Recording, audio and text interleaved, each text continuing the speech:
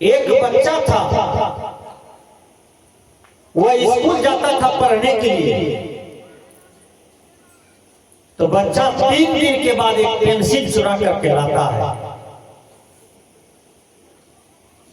माँ को दिखाया, माँ जी पेंसिल लाए हैं चुरा करके। माँ कहती है वाह बेटा वाह, तूने कमाल किया है, अब तो हमको पैसा भी नहीं लगेगा। माँ पीठ थपथपाई, बहादुरी दिया, बच्चा का मन बढ़ गया। दूसरे दिन वही माँ के सामने उसी का बेटा कलम चुरा करके लाया स्कूल से। माँ को दिखाया, माँ हंसती हुई कहती है वाह बेटा वाह, तूने कमाल काम किया है, हमको तो कुछ भी काम नहीं करना पड़ेगा, कुछ भी खर्च नहीं करना पड़ेगा तुम्हारे पीछे, तो बहुत सुंदर काम किया कि कलम भी चुरा करके लाया। तीसरा दिन वही विद्यार्थी स्कूल जाता है पढ़ने के लिए और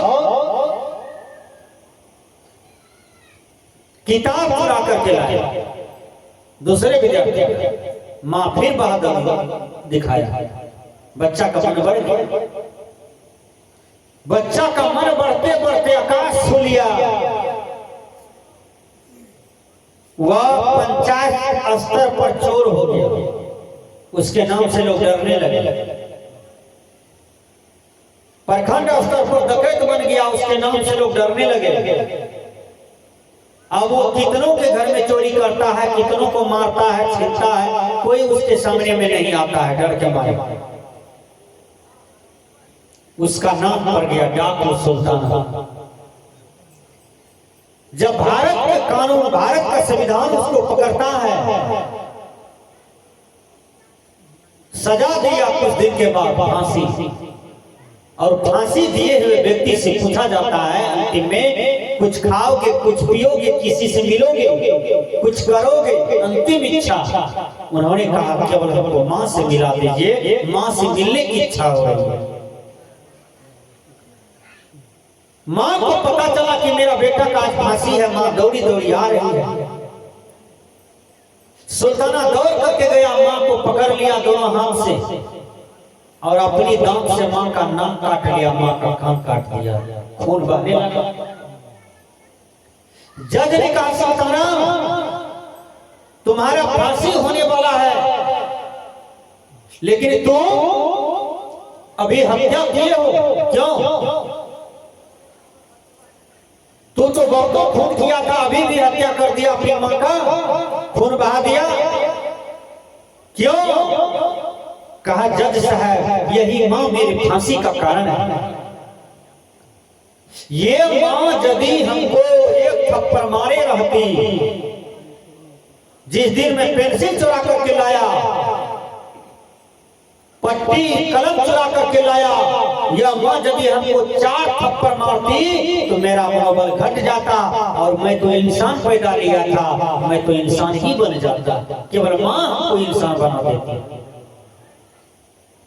इसलिए दुनिया के महान दार्शनिक जेम्स वाट ने कहा था कि 5 वर्ष का बच्चा बिगड़ जाए तो माँ का दोष है, 10 वर्ष का बच्चा बिगड़ जाए तो पिता का दोष है, 15 वर्ष का बच्चा बिगड़ जाए तो समाज का दोष है, 20 वर्ष का बच्चा बिगड़ जाए तो राष्ट्र का दोष है, 25 वर्ष का बच्चा बिगड़ जाए तो समूचा वर्ल्ड का दोष होता है।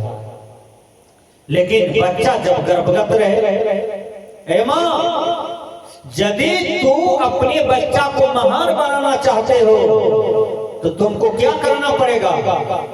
माँ सीता की तरह साधना करना पड़ेगा, तब ना लव कुश को जन्म दोगे। सती अनसुईया की तरह साधना करना पड़ेगा, तब एक महान पुत्र को जन्म दोगे।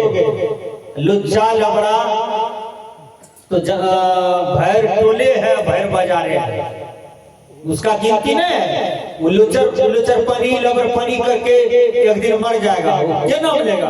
उसका नाम लेने के लिए बैठा है कोई नहीं, मरेगा तो मरिए जाएगा, ये कोई आदमी नाम नहीं लेगा। कई आदमी चोर की सारा पर जाकर के माला पहनाता है, बोलिए कितने आदमी डकैत के सारा पर जाकर के माला पहनाता है? कौन कौन जयंती मनाता है उसका डकैत आदमी का? होता है कहीं पर लेकिन एक अच्छा आदमी, एक अच्छा इंसान जो समाज से भी था, राष्ट्र से भी था, विश्व सेवक था, वो आदमी की जयंती मनाया जाता है। उस आदमी का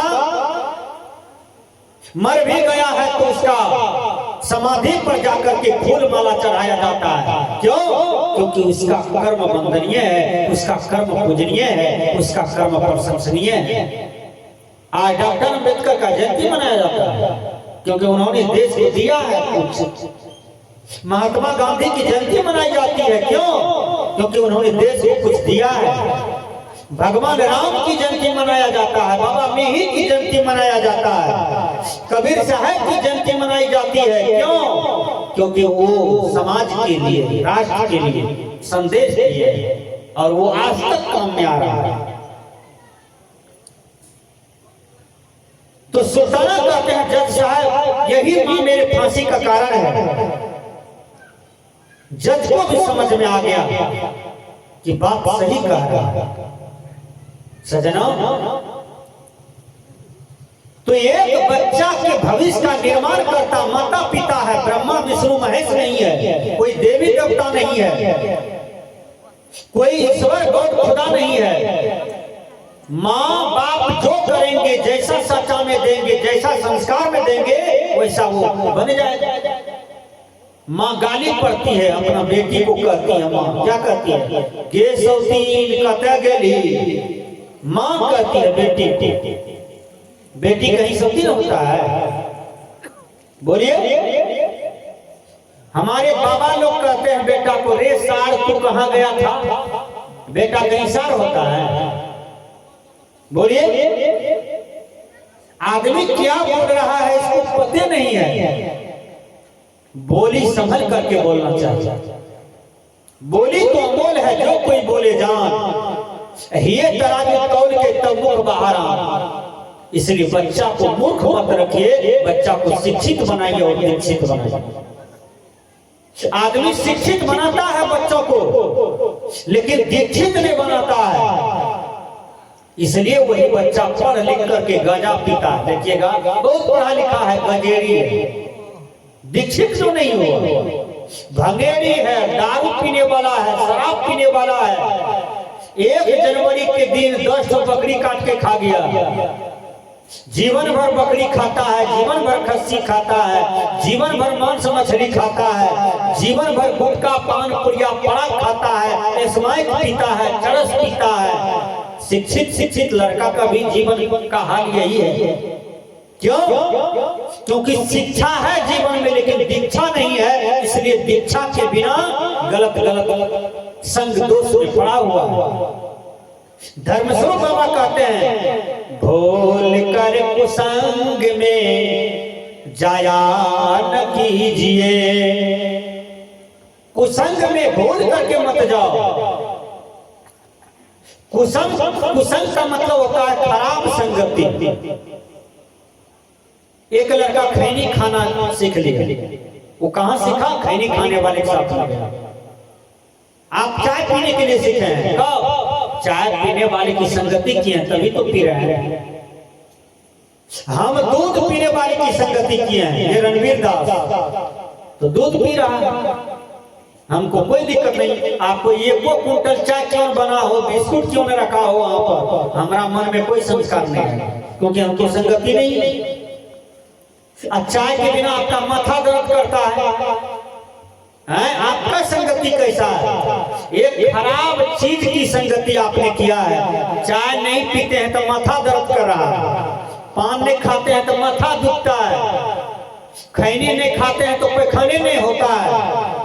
ये सब संग दोष जो है, ये मनुष्य को कमजोर कर दिया है, खोखला कर दिया है। सदगुरु कहते हैं बच्चा का निर्माण माता पिता करते हैं। इसलिए हे बहनों, संभल करके बोलो, संभल करके व्यवहार करो। साधारण पुत्र को जन्म मत दो, वीर पुत्र को जन्म दो, जो देश के काम में आवे, समाज के काम में आवे। आज हमारी बहन लोग क्या करती है? ठोर में लिपस्टिक लगाती है, ठोर में खूब पेंट करती है, आंख में कजरा लगाती है, चमड़ी में स्नो पाउडर लगाते रहती है, यानी मुखरा केवल सुंदर लगे देखने में। ये मुखरा से 1000 गाली पड़ते हैं ससुर को, भैंसुर को, सास को, पति को, तो मुखरा कौन काम का हुआ? मुंह देखने में सुंदर है लेकिन कर्म से छुछुंदर है। बोलिए, मुंह सुंदर लगे ना लगे, यदि कर्म बढ़िया है तो वही तो सुंदरता है आपका, वही तो आपका सबसे बड़ा जेवर है। इसलिए शरीर से कोई सुंदर नहीं होता है, बड़ा जात में जन्म लेने से कोई सुंदर नहीं होता है, हिंदू बनने से कोई सुंदर नहीं होता है, मुसलमान बने जाने से कोई सुंदर नहीं होता है। सुंदर होता है व्यक्ति शुद्ध आचरण से, शुद्ध विचार से। इसको धारण कीजिए। हर आदमी अपने बच्चों को पढ़ाइए, कम बच्चा को जन्म दीजिए। ढेर बच्चा को जन्म दीजिएगा, पढ़ा नहीं पाइएगा, लिखा नहीं पाइएगा, महंगाई की जमाना है। और अपने बच्चों को इंप्लाइड बनाइए, कम से कम बच्चा को अच्छा संस्कार में, अच्छी संगति में बैठाइए। ताश खेलते हैं, जुआ खेलते हैं, ये सब क्या है? संग दोष है, गलत संगति है, गलत चिंतन है, गलत मनन है। इनसे हर आदमी बचिए, इनसे हर आदमी अपने बच्चों को बचाइए। बच्चा को मूर्ख रखिएगा तो मूर्ख बच्चा माता पिता का ही दुश्मन होता है। वो किसी का कुछ नहीं बिगाड़ेगा, लेकिन आप ही का बिगाड़ करेगा। एक बच्चा था, वो मूर्ख था, बचपने में शादी हो गया था उसका। जब वो बढ़ गया, जवान हो गया, तो अपनी माँ से कहता है कि माँ जी हम ससुराल जाएंगे। कहा क्यों? कहा हमारा मित्र जो है ना, गणेश, दिनेश, महेश, राकेश, सब ससुराल से आया है। माँ जी सुनते हैं ससुराल में 16 को सब्जी खिलाता है। माँ जी सुनते हैं ससुराल में गल्ला भर स्वागत करता है। माँ जी हम भी ससुराल जाएंगे।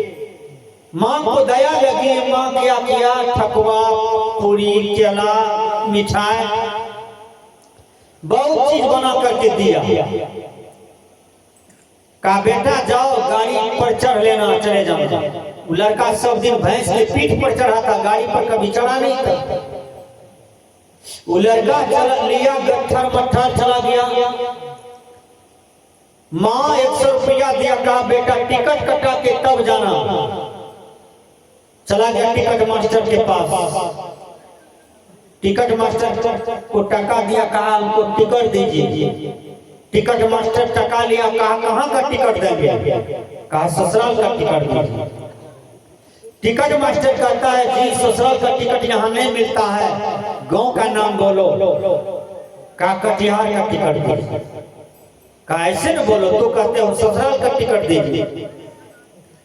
तो कटिहार तक का टिकट बना दिया और टका ईमानदारी पूर्वक लौटा दिया।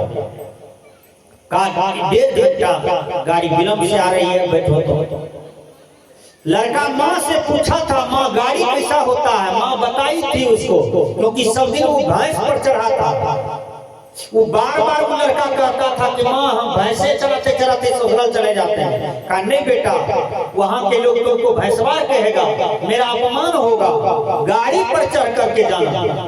कहा माँ गाड़ी कैसा होता है? कहा गाड़ी काला होता है, पटरी पर लगता है, स्टेशन पर लगता है, धुआं फेंकता है, पानी गिरता है, गाड़ी आवाज देता है। बेटा यही गाड़ी आएगा, टिकट कटा के चढ़ करके चले जाए। 1.5 घंटा लेट था लड़का, गाड़ी का इंतजार कर रहा है। एक हरियाणी टीटी, यही जनवरी का महीना था, काला टोपी, काला जैकेट, काला पजामा, करिया कलम, करिया बैग, टीटी आ रहा था।